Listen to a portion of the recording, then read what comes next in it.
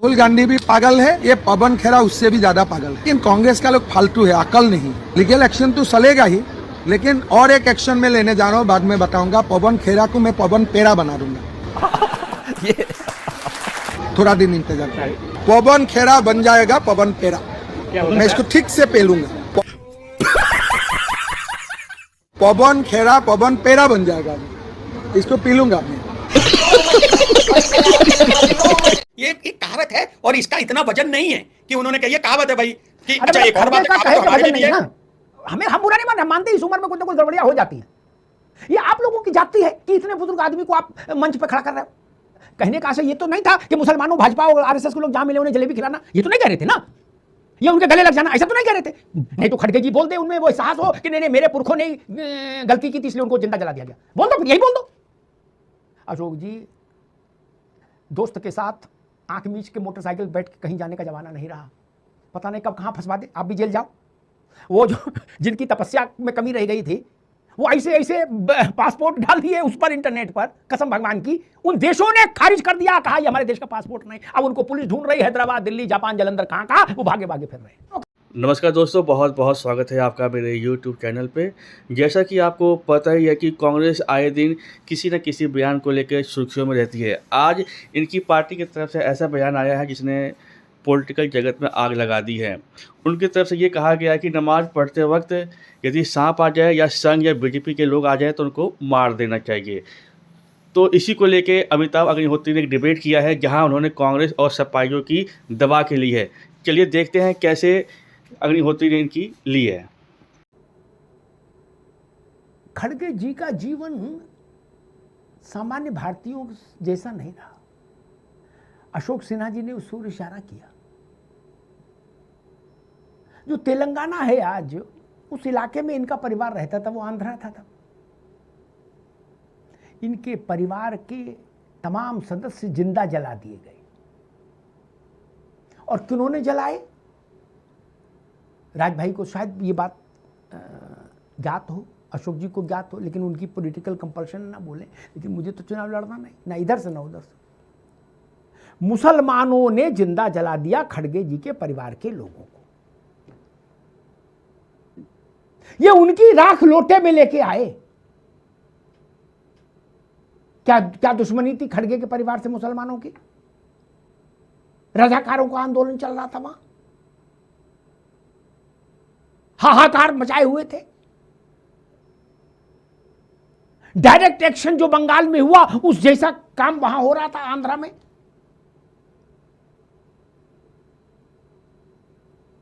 मैं राज जी से कहूंगा, कभी खड़गे जी से पूछिए।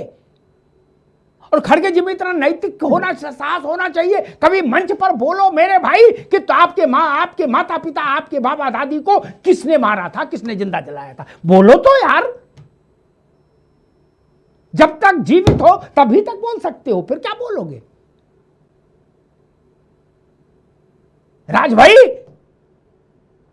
हमारे पुरखों को कोई गंदा जिंदा जला दे और हम उसके बारे में बोल भी नहीं पाए, ऐसी राजनीति मंजूर नहीं होनी चाहिए।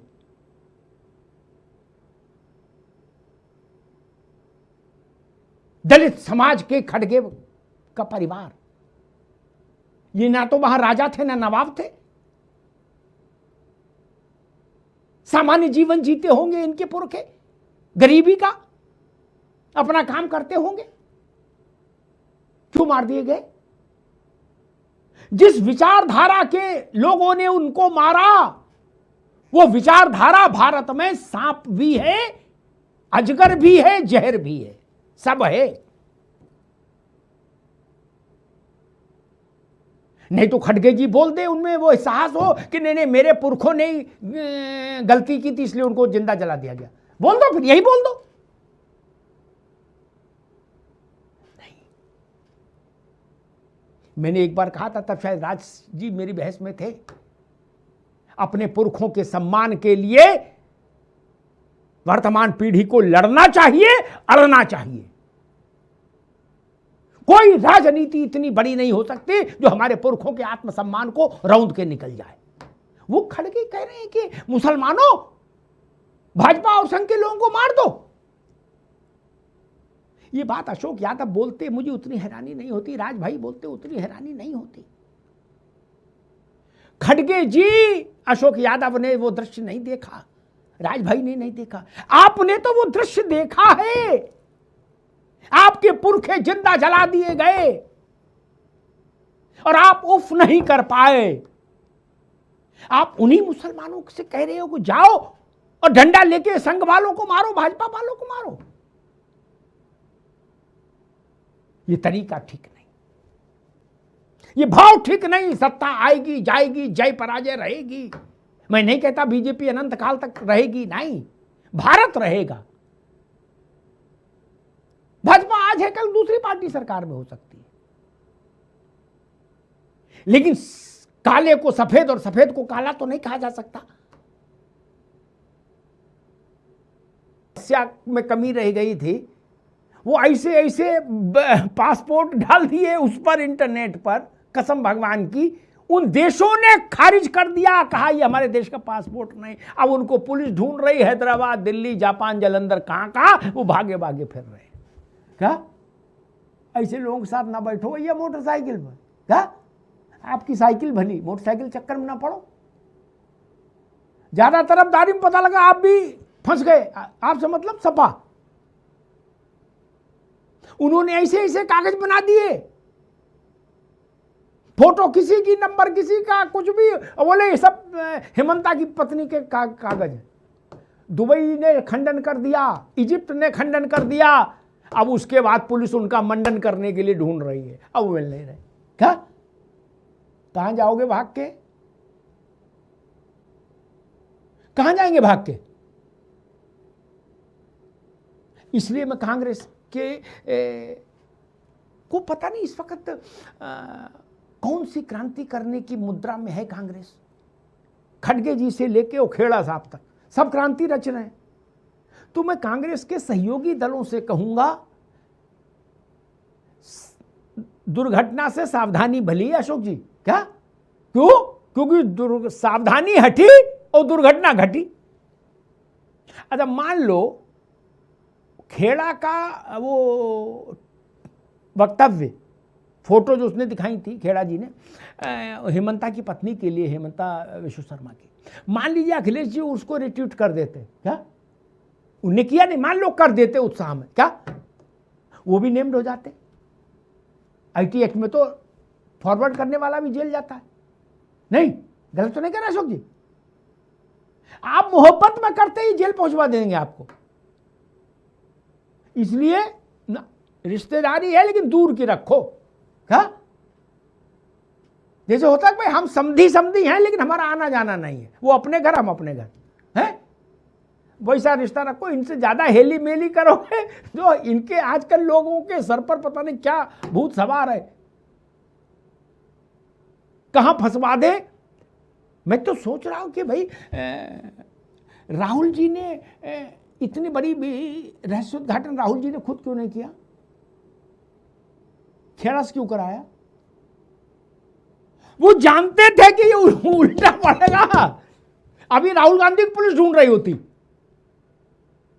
सच्ची बता रहा हूं, और वो भागे भागे फिर रहे होते। फिर ये खेड़ा को क्या होता, कार्यकर्ताओं को ये लगता है, अशोक भाई आप भी, राज भाई भी सहमत होंगे, कि बड़ा नेता उनसे कह दे ना कुछ बात तो वो खुश हो, बिल्कुल गदगदायमान हो जाते हैं। वो कहते हैं भाई साहब हमें बताओ, हम करेंगे प्रेस कॉन्फ्रेंस। उनको ये पता नहीं होता कि भाई साहब प्रेस कॉन्फ्रेंस नहीं है, ये जेल का वारंट हो जाएगा।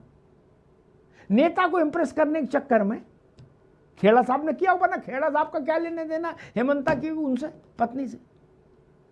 अब फंस गए, अब कोई साथ नहीं आ रहा। राज भाई,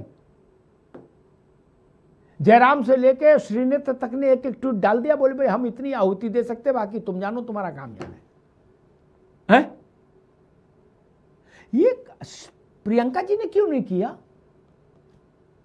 राहुल जी ने क्यों नहीं किया? खड़गे जी भी आजकल फॉर्म में हैं, उनने क्यों नहीं किया?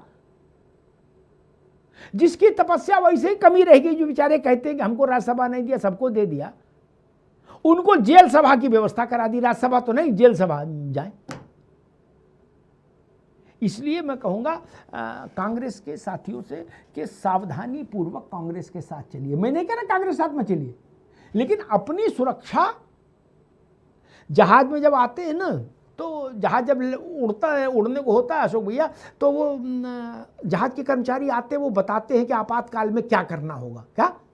तो वो कहते पहले अपने ऑक्सीजन का इंतजाम करना, फिर पड़ोसी को बचाने जाना, नहीं निपट लोगे भैया। क्या? मैं वही बात दोहराऊंगा, पहले अपने ऑक्सीजन का इंतजाम करो, फिर पड़ोसी देखना। धन्यवाद।